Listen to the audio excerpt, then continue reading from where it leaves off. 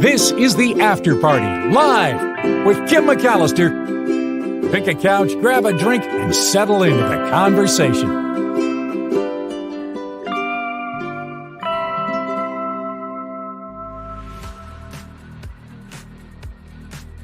There I am. Hi, everybody. Welcome to Monday on the After Party Live. Quite a Monday it's been.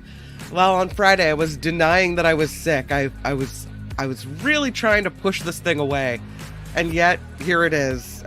And it's with me, and it has been through the weekend. So I'm sorry if my voice is a little bit raggedy or if I have to stop for some cough breaks. But at least it's not COVID this time. So thumbs up on that, right? Let's jump into some of the things. Before we do, though, I do want to say thank you to Wes, who puts in a $5 super sticker. And what's interesting about this is I saw that when it originally came through, it was green with a dancing pear. And now I don't see the dancing pear. So I'm a little bummed about that because I liked it. I liked the dancing pear. Thank you for the $5 super sticker, Wes. I really appreciate your contributions to the show. As always, you know, the PayPal folks who donate are the backbone of the show, as well as the YouTube super chat and super stickers. And you can find the PayPal link in the show description and in the About tab here on YouTube. So thank you for giving me a chance to remind you all of that. Thank you for being here. Teacher Lori, first to the party, as always. Love it. Debbie is in Grants, New Mexico, heading back home after 3 weeks in California. Yeah, well, we have a lot of traffic here. Nice to have you in California for a little while, and please travel safely. Cameos, good afternoon. Excellent. Good afternoon to you. Sandy, busy with work? Yeah. Well, thank you guys for being here anyway. I really appreciate it. Let's jump into some of the stories that I have planned for you today. The first one is about vapes. Vapes are different now. Used to be there was just this little cartridge, almost like, here, I have this little cartridge. This is not a vape. This is a drive, like a computer drive that you store information on and then put into your computer. But this is what a lot of vapes look like little USB drives, right? Now, check out that as compared to this.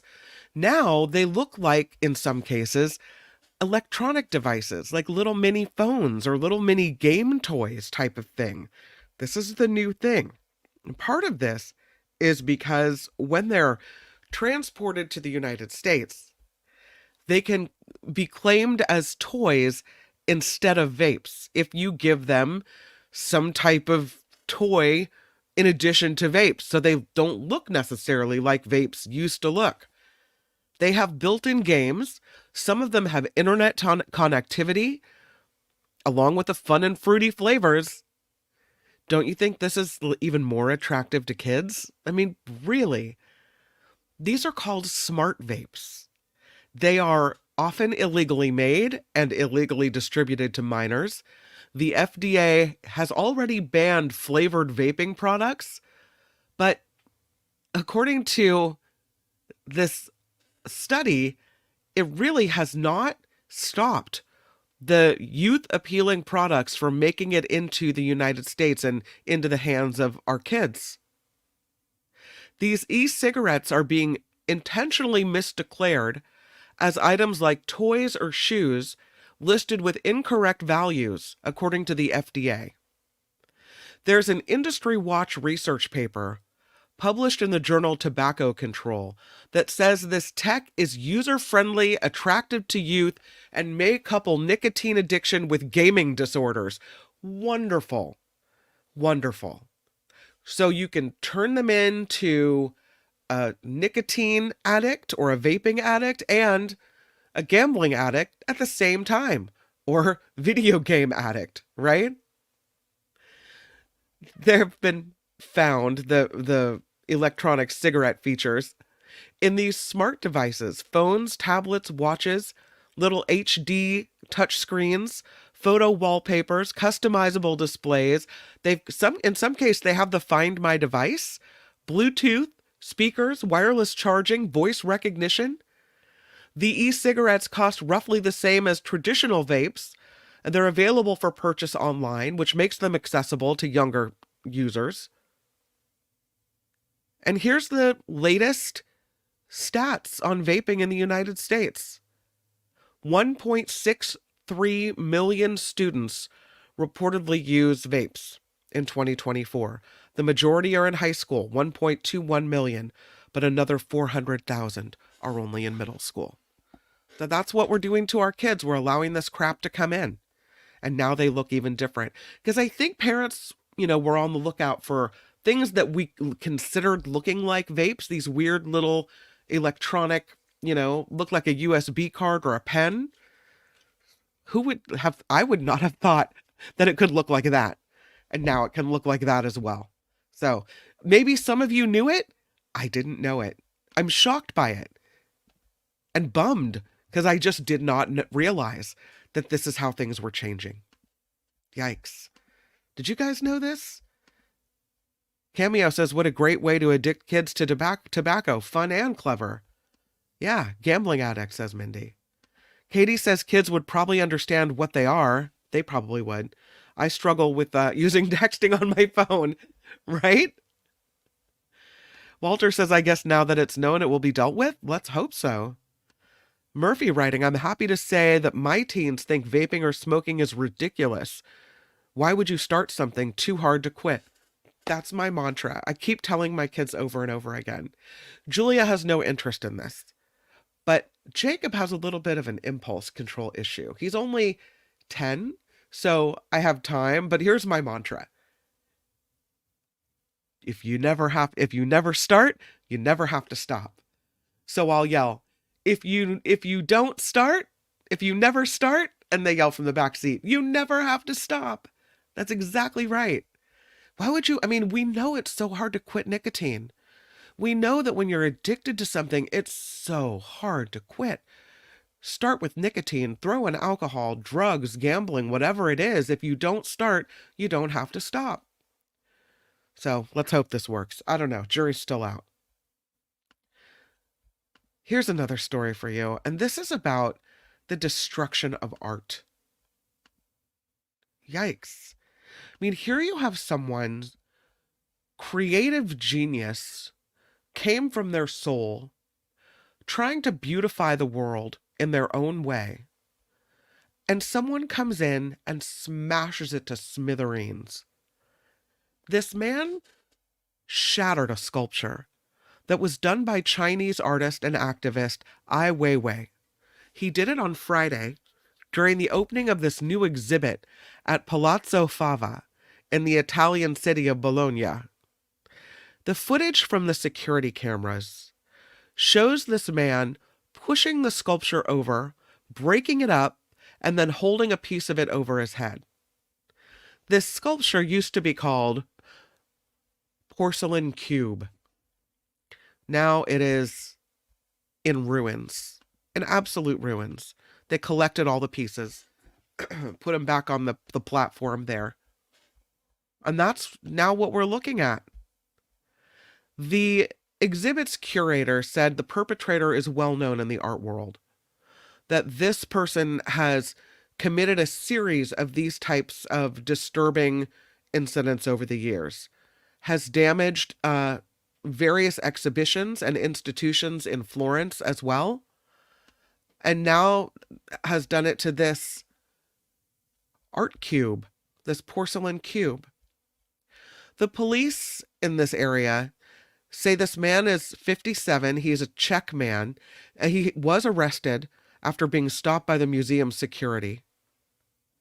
The spokesperson for the art show, and the show was called Who Am I? Say that it was a private exhibition, so they don't really understand how this guy got in. They are going to do a life-size print of the cube, and so their intent is to replace it this way. The artist, Ai Weiwei, worried, he said, I'm so glad no one was hurt. He wants the remains of his art to be covered and taken away. But yeah, it's not clear how this guy gets into the building during this invite-only event. And so here's the question. If you break someone's art like this, should there be a stronger penalty for than just random vandalism? And what is art? Is art a building? Is art architecture? And if so, then maybe it makes sense that if someone tags a building, it should be the same type of penalty or punishment as smashing up someone's art on display in a fancy museum. It seems like such a violation, though, to break up something that came from someone's soul, this artistic endeavor, and someone comes and smashes it. It's horrible. It's horrible. I don't know why this story affected me so much, but I feel so upset for this artist. Awful. Mindy says we should call it Life in Shambles. Calvin is questioning the lousy security there. Eric says you just bought that piece. You break it, you buy it, pal. Gordon, same thing, yes. Lady Beatrice says art can be anything, vandalism, not art. No. No. Absolutely not.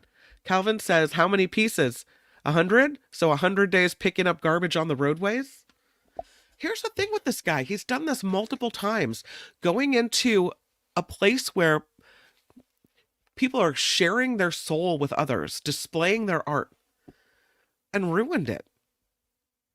I don't know. I think the punishment should be swift and severe. My feeling. Let's talk about animals. Let's go from the lifting the party down to pushing the party back up. This is Pesto the penguin. Pesto the baby penguin. That is one cute penguin. He's in Melbourne, and he's already bigger than his parents. They call him a walking feathery poop machine. They also say he's a bit of a celebrity now. This is Pesto the king penguin. He's 9 months old, weighs 50 pounds, bigger than his parents at the Sea Life Melbourne Aquarium in Australia. He is about 3 feet tall, Pesto. He apparently is giving people, though, the chance to learn a lot more about these king penguins, because a lot of people recognize the adult black and white birds and don't realize that when they're born, they're covered in brown feathers. And once they learn to swim, those brown feathers are shed, which is known as a process as fledging. It also means this, that people are learning penguins are sexually dimorphic. Did you know that? It means you can't tell their sex by looking at them. So in order to discover the genders of penguins, the keepers take a small drop of blood from their toe and send it to a lab to get an official answer. So, they say usually a chick's gender reveal has the Sea Life team making cupcakes to informally circulate them among the staff. But they say Pesto was already used to breaking records. His gender reveal was broadcast on social media. They did the whole gender reveal thing where they sliced into a cake and it was blue inside. So they say he's going to be a big boy, that he'll shrink and slim down a little bit, but he's already significantly taller than his dad and than other penguins there. So he's a cutie. He gets fed about 8 fish 4 times a day. He eats more than 30 fish a day, twice as many as the average adult penguin, because he's still a chick. So, yeah, he's so cute. I have a video. I kind of need to show you the video because it's adorable. Let me see if I can pull it off. There. He is really cute. Check him out. Oh, there he is. Oops, sorry. Yeah. How cute is he walking around? Adorable. There's Pesto the penguin. That's awesome. I gotta love a penguin walk. Go, Pesto, go. Well, from the baby penguins now to the oldest seal in captivity, at least. Look at that seal. That's a 50-year-old seal right there. That doesn't usually happen. They call this seal stubborn. Her name is Sheba. She hates to work for any fish. She celebrated her 50th birthday on Saturday as Britain's oldest known seal. She was found with a head injury in 1974 and a nasty eye infection. This man, Ken Jones, in 1974, took Sheba home to his wife, where the couple rehabilitated seals in their swimming pool, and they nursed her back to stable condition. But her health conditions included a loss of vision, prevented her from returning to the sea. And now she's outlasted all the other animals there who have come and who have gone. Now they no longer rehab the seals in their pool. They now have a rehab center area. Used to be in their backyard. Now they've got an official place. They rehab about 70 seal pups a year. And they say reaching 50 is a really big milestone. And not just for her, but for everyone there. Seals typically survive 25 to 30 years in the wild. In captivity, females live to about 40 and males to about 30. There was one other gray seal born at the New York Aquarium in 1965 who was thought to be the world's oldest seal when he died weeks shy of his 45th birthday in 2010. So Sheba here is thought to be currently the world's oldest seal to be kept in captivity. She's not the most cooperative seal, but she's 50. She's an old lady. She gets to do what she wants. She is reluctant to learn tricks. Good for her. She does not like being rolled over for inspection of her belly, flippers, tails, and teeth. Who does? She does receive drops for her milky eyes. Sometimes she'll accept that medicine, but other times, no. She doesn't want to. She just jumps back into the water and goes back into the pool, and she has no use for that. They say she is a bit stubborn. She's used to being fed and not having to work for her fish. So if they make her work for something, she'll protest. But they had a big brass band at her 50th birthday party. They had a big purple triple layer cake made of ice with her name on it. So small fish poking out of the top. So Sheba's 50 years old. That's pretty interesting. You don't get to see that every day. This is definitely a new one. Check it out. Somebody driving by spotted an SUV in good condition sitting on top of a dumpster. And the first thought was, is that finders keepers? Is someone trying to throw away a car? Here's another picture of it. It's pretty funny. Sorry, cough break there. But this vehicle was apparently parked in an odd spot at a construction site. And so I guess this guy drives by this construction area. His name is Scott. He was on the way to the store when he spots this vehicle on top of a dumpster in Fort Myers, Florida. He said, I had to do a double take. I texted my buddy, like, is that fair game? Is that free? It's in the dumpster. It turns out this SUV was lifted onto a dumpster by a forklift that was operated by a construction worker helping to build the new apartment complex you see there. The vehicle had been left parked in a work area. And because of that, this guy with a forklift decided he was going to move it. And move it he did, lifting it right on top of this dumpster. There's a news broadcast from Florida, which I find a little bit amusing, if only because of the delivery of the person doing the broadcast. Oops, here it is. But I think we should watch it because it's kind of funny for a bunch of different reasons. Let me go back to it. I thought I had it. Here it is. Let's watch. I was on lunch break, just driving down the street, and then I had to do it like a double take, and I seen a car on top of a dumpster. I'm like, are you serious? You heard that right. A car was on top of a dumpster in South Fort Myers today. NBC2's Madison Adams found out who put it there and why. And Madison, this story is bananas. Only in Florida, right? This is the wildest thing I've seen yet. A car parked on top of this dumpster, not next to it or inside it, but perfectly balanced on top. You've got to see it to believe it.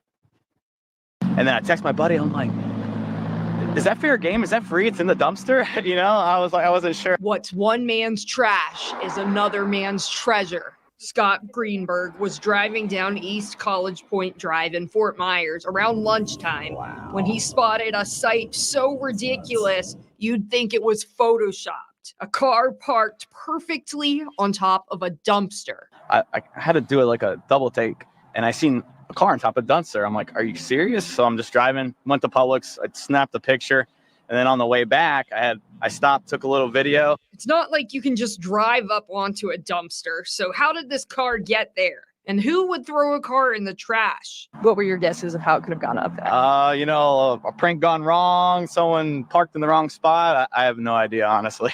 We did some digging and spoke to construction workers who are building an apartment complex on the property.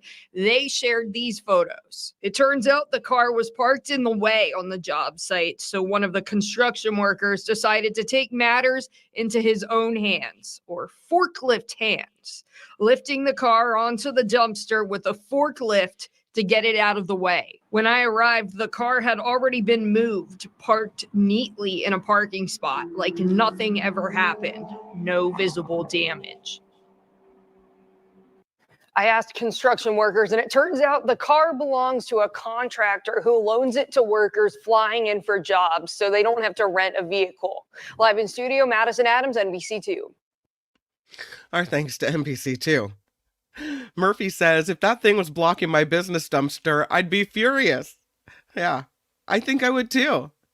If that was on Friday Fabulous Florida, I'd give it my vote. We'll see. Maybe Albert will find it. I don't know. Karen says, maybe a joke on the owner. Yeah, that's exactly what it was. Pretty funny. And what's interesting is that's a good forklift operator. That car wasn't damaged at all. So I thought that the delivery of that story was interesting as well. It's kind of a, maybe a smaller market. I don't know. We'll talk about this now.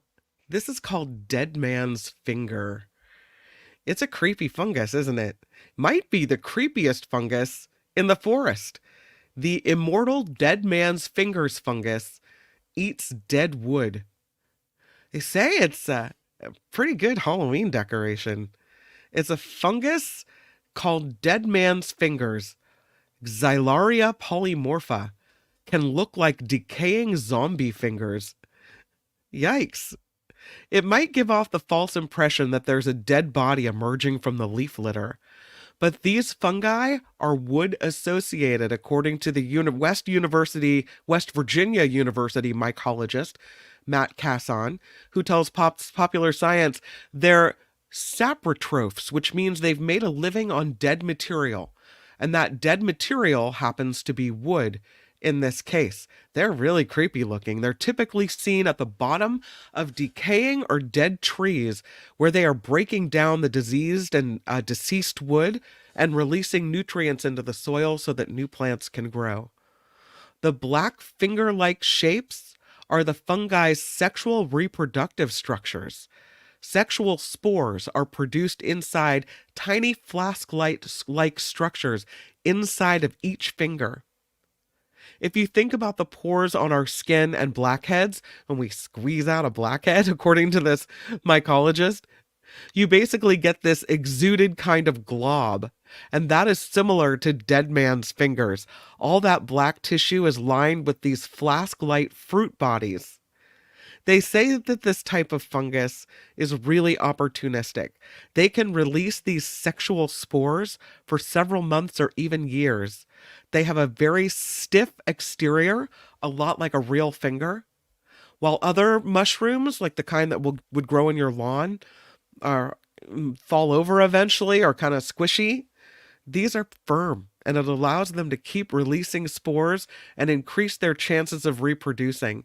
They can also make these wispy thread-like structures called hyphae, and those grow on the dead or dying wood instead of popping up from a tree trunk. Some of these species are known to cause black root rot, but that's usually a problem on trees or shrubs that were already stressed. This disease is found on trees including apple, crabapple, pear, cherry, plum, American elm, Norway maple, and honey locust. Yikes. So, there's a lot of fungi like dead man's fingers showing up, especially if a tree is diseased or weakened by drought, or age or at the end of its life, and then here comes the dead man's fingers to get it. Ew. They say, like with zombies, these fingers looking fungi is the tip of the iceberg because it will continue to grow as long as it has the right conditions. There is one, a humongous fungus called the Amarylli osteae. It is considered the world's largest living organism. The humongous fungus is located in eastern Oregon. It covers 3 square miles.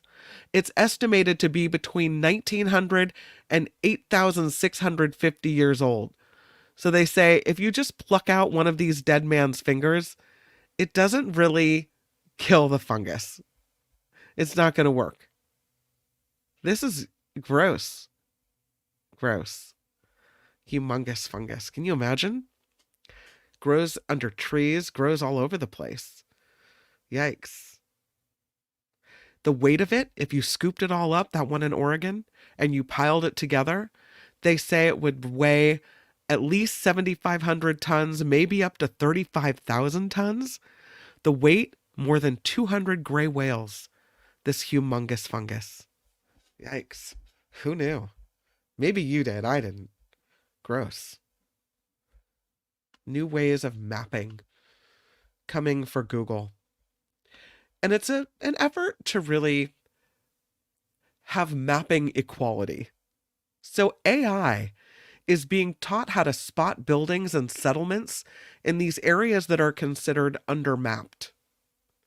They are looking at low resolution images, trying to end inequality between the global north and south when it comes to mapping.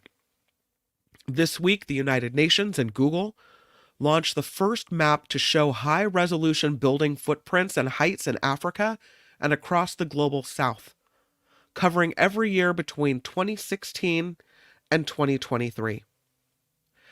Used to be, these parts of the world were often only mapped with low-quality images that made it really hard to see how these settlements changed over time or how the people there were living. But Google ended up using AI to extract building footprints and heights from these low-resolution satellite images that were already being taken every 5 days. They say not knowing where buildings are is a problem for a lot of practical reasons. If you're creating services, maybe you're creating vaccination campaigns, maybe you're rescuing people after an emergency, it becomes a real issue. So to have maps of these places for rescuers to go on is a big thing. They say they want people in the global south making policy decisions to have the same tools available as those in the global north. And so they're embarking on this big mapping project. This AI model has been trained to spot what different types of buildings look like. And because they analyze satellite images that are taken regularly, they can spot how even temporary settlements like refugee camps are changing. So they're limited by weather. They need clear skies to accurately identify buildings. So it's a little less reliable in some areas, but they're working on it. They have, in some places, war-torn countries, they don't even know how many people live there. In Somalia, the last census they took was in 1979, which makes it really difficult to provide aid if there's a horrible earthquake, to know how many people are even living in an area where you need to rescue folks. So there's a new research company called World Pop. It's at the University of Southampton in the UK, and they're using a data set to more accurately calculate how many people live in different countries around the world. They say understanding where people live is vital for making sure resources are distributed fairly and that no one is left behind when you talk about getting people services like healthcare, this type of thing. So technology may be helping people in other parts of the world. And science may also be helping humanity in our zeal to carry on till the end of time. There's this news story that we are etching human DNA on a crystal.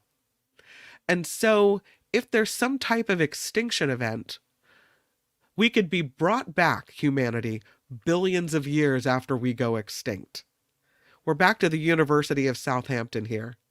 They have etched the human genome on a crystal. And this crystal, they say, is capable of lasting billions of years, maybe even long after we become extinct. These British scientists have stored DNA information for an entire human on a crystal, which could be used to bring back humanity. This team from the University of Southampton's Optoelectronics Research Center used lasers to inscribe data on a 5D crystal, which they say, as mentioned, can survive for billions and billions of years. Unlike other storage formats, they say it won't degrade over time. This crystal is being called equivalent to fused quartz, one of the most chemically, thermally durable materials on Earth. It can withstand massive forces, extreme temperatures, exposure to cosmic radiation. They use these ultra-fast lasers to imprint this data on the human genome, representing an entire set of DNA instructions found in a cell. A spokesman for the university said, unlike marking only the surface of a 2D piece of paper or magnetic tape, this method of coding uses 2 optical dimensions, 3 spatial coordinates to write throughout the material, hence the 5D in its name. They are hoping that this can be used in the future to record the genomes of endangered plant and animal species, which are also faced with extinction. Right now, it's not currently possible to synthetically create humans, plants, or animals using this genetic information alone. Maybe in the future, a billion years from now? Here's the question, though. Do we want to bring humans back? I mean, if we've gone extinct, it means we really weren't smart enough, or there was some type of cataclysmic event to stand the test of time. And maybe we had our time. If we go extinct, maybe that's it. Should we be brought back resurrected to try again? They say this method, though, opens up possibilities for other researchers to build an everlasting repository of genomic information from which complex organisms like plants and animals might be restored should science in the future allow for that. It gives a visual key to show details about what data is stored inside and how it could be used by a future intelligence, species, or machine to create a human. What would they create a human for? Why would they want to create a human? Why would a future species want to create a human? In much the way, would we want to create a Neanderthal right now? I mean, that seems to be opening up a whole can of worms. What if they want to create us to make us slaves? Maybe we should kind of keep our DNA genome private for the future. I don't know what I think about this. This crystal is being stored in an archive called the Memory of Mankind Archive. It's a very special time capsule. It's in a salt cave in Australia. But they say these 5D memory crystals can store up to 360 terabytes of information. The format was awarded the Guinness World Record for the most durable data storage material in 2014. I'm going to the chat. What do you guys think of this? This is weird. Am I right? I don't know. Oops, says Teacher Lori. Something else bringing us back. No, right? Eric says we've had a whole movie series about bringing back extinct creatures. Jurassic Park. It's kind of a warning. Right? I mean, come on. John says we don't need to create a Neanderthal. We've got Marjorie Taylor Greene. That's funny. Eric says if aliens brought us back, we'd probably be quickly considered an invasive species. Suck up all your resources, start trashing the place. Come on. I don't know. Why would anyone, he says, want to bring back a species that most likely caused its own extinction? I mean, if you look back at us, we'll leave enough details behind. You could say, oh, well, they're crafty. They're good workers. They could build stuff for us. No thanks. No. I don't think so. Kind of freaks me out a little bit. SF Tesla says they did this to sell the decoder renderers, of course.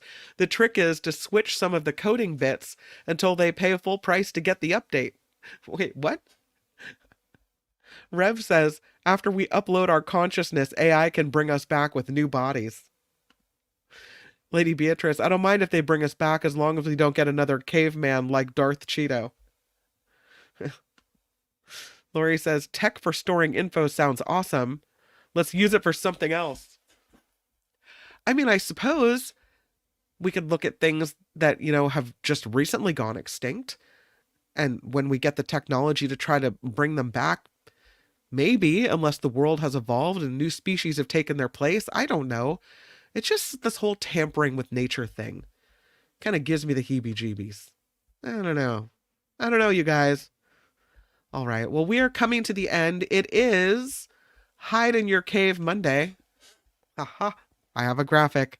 Hide in Your Cave Monday. Lori asked last week, I saw the chat. She said, why I thought you were going to do it on Wednesday and not Monday. And I thought about it, and I thought, when is the day you want to hide in your cave the most? It's probably Monday, right? You want to keep hiding in your cave? Your weekend cave? That's why I changed it to Monday. If you don't like it, though, I'll change it to Hide in Your Cave Wednesday. But for now, it's Monday. I saw this, and we got a request for caves in Oregon. So I found this story about the 12 best caves in Oregon. And I don't love all of them, but I'm doing 12 of the best, most awe-inspiring Oregon caves here. And this is the first one. It is the Oregon Caves National Monument and Preserve in Josephine County. It's a conservation area in the northern part of the Siskiyou Mountains in southern Oregon. It's about 20 miles away from Cave Junction, 55 miles southwest of Grants Pass. Sorry, cough break. And it's a kind of a cool cave, I think. Interesting. The area is about 4,500 acres. The cave is a karst cave, they call it, formed by multiple marble deposits. It includes these very intricate passageways measuring about 15,000 feet in length. The original limestone formations were transformed into marble by geological processes through a period of 190 million years. One of the prime attractions, the soda and column straw formations, artistically formed inside the caverns. This cave is also known as the Marble Halls of Oregon. It includes 4 major cave tours they can go between 3 hours or 1 hour. They have cave touring, they have hiking, they have camping, they have photography, all kinds of things in this particular cave. I took a picture. I didn't take a picture, but I snapped a copy of this picture. Here's the soda and straws feature of this particular cave. That's pretty cool. It does kind of look like a soda and straws. That, I think, is one of the coolest caves that I found in this or on this Oregon list. I found another one, though, and let's see if I can find it here. Nope, I didn't have it. Okay, so this is a really pretty picture of the light shining through the cave. Beautiful. It doesn't look as tall or maybe as imposing as the other caves, but this cave is called the Skylight Cave. It's in Deschutes County. It's a lava tube cave inside the Deschutes National Forest, about 10 miles west of the city of Sisters in central Oregon. They say it's a hidden beauty, named after its unique natural skylights appearing through the 25 feet high roof, opening in the eastern portion of the cave. It allows glittering sunlight to shine down into the cave through these natural openings here. The skylight can be entered by a steel ladder placed in a broken down section of the roof. This temperature in the cave, about 40 degrees Fahrenheit in the summer months. They say it's the best place to visit between June and September. It's shut down between October and May. There is another lava river cave in Deschutes County. And this one is interesting.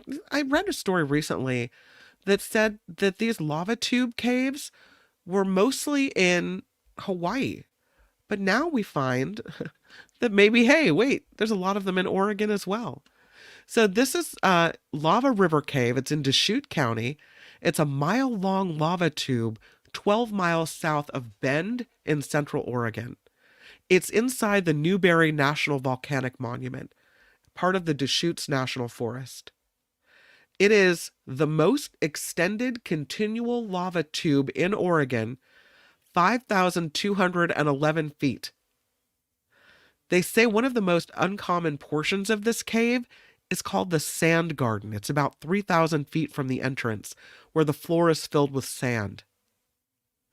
They have lanterns available on a rental basis if you want to go walk through the lava tube. They say battery-powered lights are the best, providing lights for about an hour. Maybe you should bring more than one if you're going to stay down there for a little while. So yeah, cool. Lava tubes in Oregon. Here's another one for you. This is, I have another picture of that one. Hold on, here's this one. Look, check out this picture of it. There's the light, the opening. You can see how it shines on the wall, the light from the opening, and there's the opening. A lot of people going down into that cave to check it out. I like it. Okay, here's another one. This again, another Oregon cave. And here it is. This one looks a little creepy, like maybe a place where you'd hide a body, if you were going to do such a thing. It's also in Deschutes County. It's called Redmond Cave.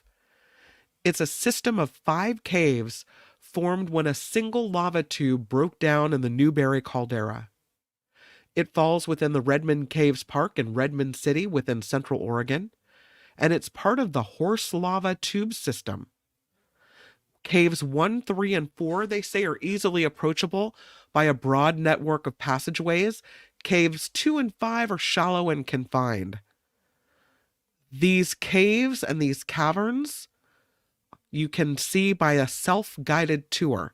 So they say you got to bring a flashlight and you've got to be careful when you're going down in there. So, that's enough to keep me out, I think. I don't know. Here's another one. This is also in Oregon, as they all are. Got to take stairs into and out of this one. And this is the Boyd Cave, also in Deschutes County, big for caves. It's an 1,880-foot-long lava tube formed in the shape of a cave. It falls inside the Deschutes National Forest, again on the northern part of the Newberry volcano, 20 miles southeast of Bend. You have to get into it from this metal staircase you see here and this small opening in the roof. You got to bring your own flashlight. But they say it's a thrilling journey of flat passageways. There's some uneven rock climbing in here, and there's a part where you have to crawl in this 8 to 10 foot high area. I don't know. I think I'll just take the pictures on this one. I know. I'm a little wimpy. I can be a little wimpy sometimes. Here's the part where you have to crawl, I think. This is the same cave. Gets a little narrow down there. This is where I start thinking, do I really want to go forward? Not so much. I think that's a hard pass. Next on the list is this one. This is hold on. This is the Skeleton Cave, also in Deschutes County. It's also a lava tube. It's outside of it's inside of the Deschutes National Forest, northern part of the Newberry volcano, near Bend.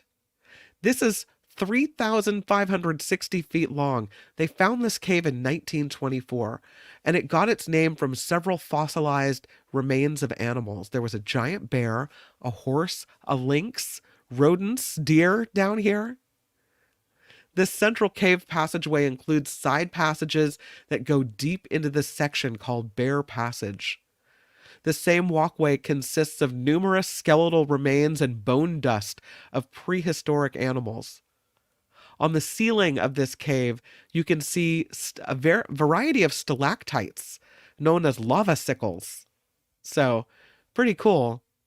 The skeleton cave was also known as the Party Cave, as spray-painted drawings and bolts and chalk lines left by explorers got stockpiled on the cave's walls and ceilings.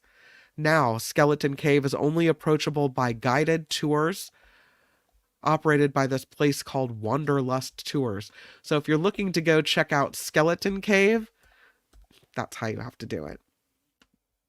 Okay, here's another one. This opening to this next cave, it looks a little bit sinister, I'm gonna say.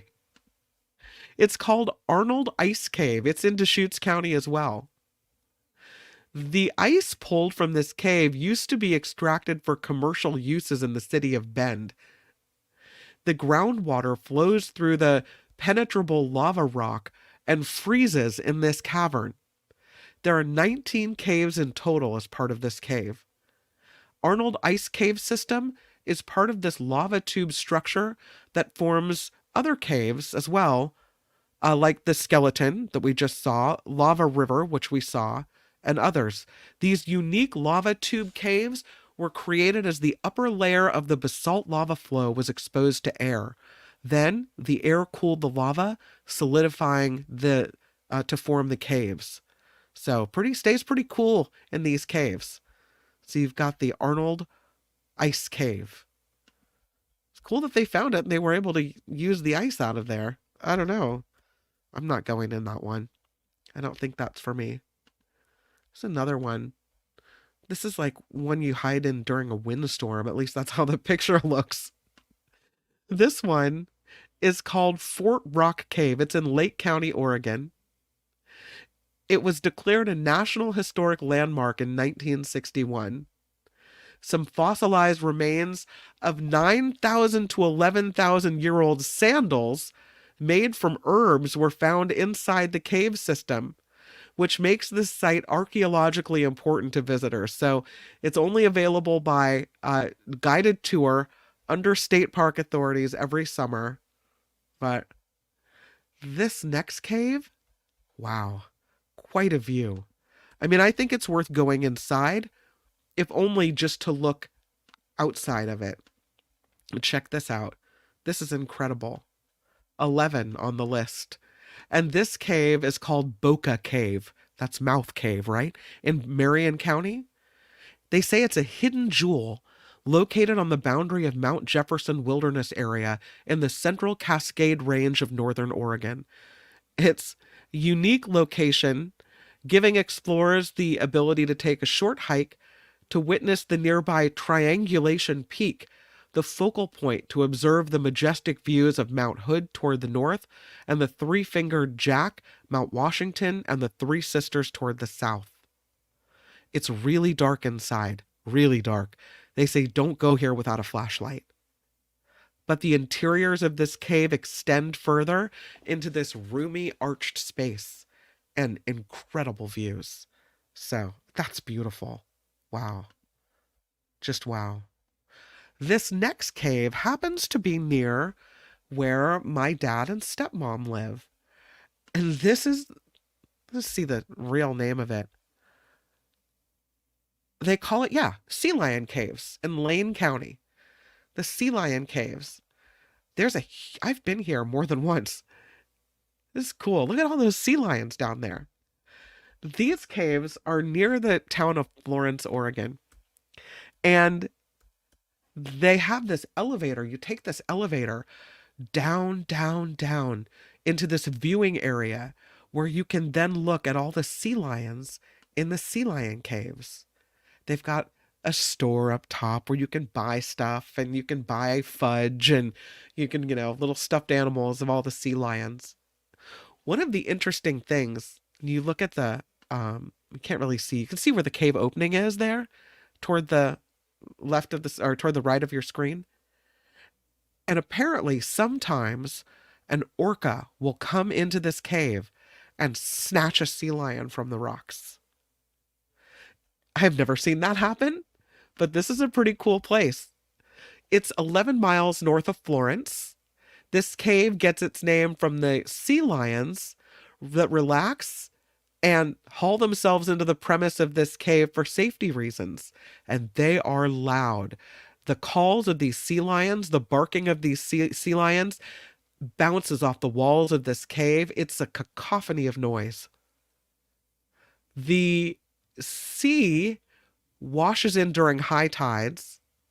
The cave, 50 feet above ocean level, provides a watching point for the entire cavern along with the wildlife.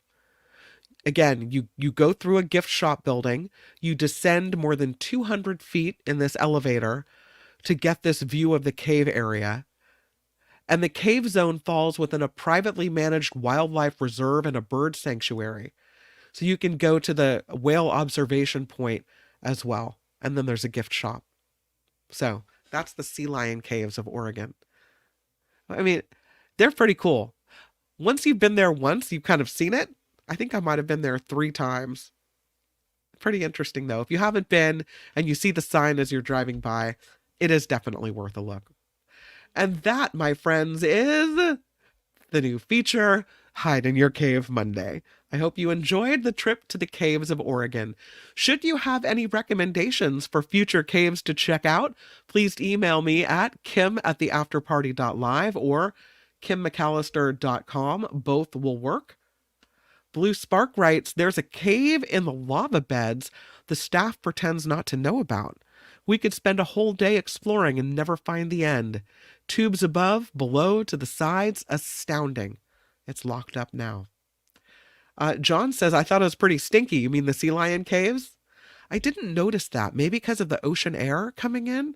I noticed it was really loud. And when you go down and you're standing at the observation area to look down on these sea lions, they're kind of far away from you. So I thought binoculars helped as well. I should put, says Lori, in the channel description, theme days. Hide in a Cave Monday, Travel Tuesday. We have nothing for Wednesday. I'm taking suggestions on that. Trivia Thursday, Tim Sika Entertainment Reviews Friday with descriptions. Good idea, Teacher Lori. I hire you to produce the show. You're the one. Ooh, caves in Hawaii. All right. I'm down with that. We'll do more lava tubes next week. That's a great idea. Thanks, Karen. I appreciate it. Yeah. I don't know.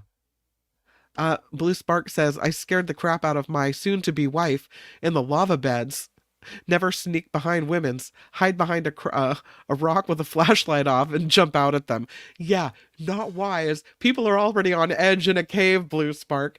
By the way, congratulations on your upcoming marriage. That's awesome. Love it. Send us pictures if you can, if you feel like it. Huge, huge thank you to Wes for the $5 super sticker.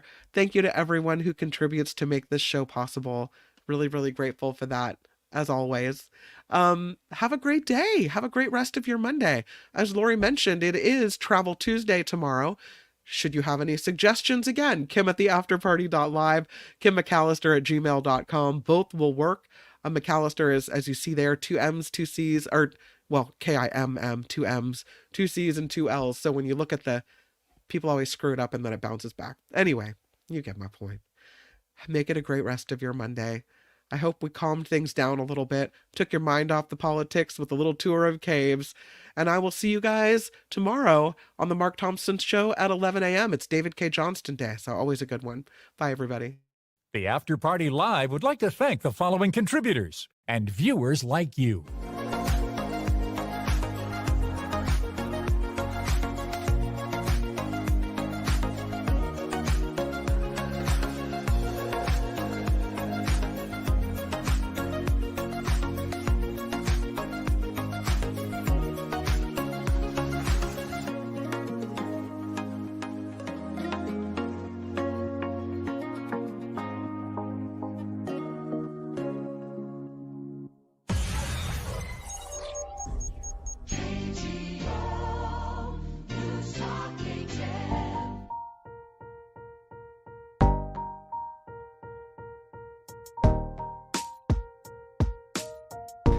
What would that mean, Teacher Lori? Evil stories? Wicked ways? Wicked things? I need more.